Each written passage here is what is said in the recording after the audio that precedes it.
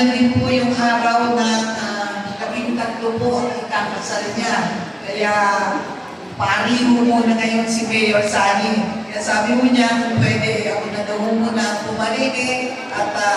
magbigay ng kaunting mensahe para po sa mga taga-Malaking Pulo. But anyway, una po, gusto ko pong bagiin ang ating pong barangay captain, kay Kapitang Adrian Garcia po, kay Maring Beth, at syempre po sa lahat po ng mga kagawad functionaries po ng ating barangay Malaking Pulo, kay Ma'am Minerva ang Matibag, ang Pangulo po at CEO ng Prime Solar and Executive Director po ng Prime Infra Foundation, kay Mr. Ray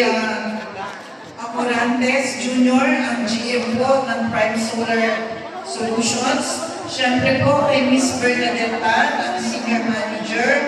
at kay Miss Loica Pagas po, na palagi po nandito ang ating po Community Affairs Managers at sa mga empleyado po rin ng ating po Prime Solar, at syempre po sa inyo po lahat. Solar na 2 weeks ago po nandito kami para po rin sa pagbibigay po ng tulong ng Prime Solar doon po sa mga hindi naman po tayo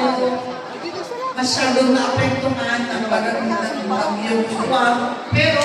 kahit pa paano rin po, nagparamdam din po ang Prime Solar ng tulong sa mga taga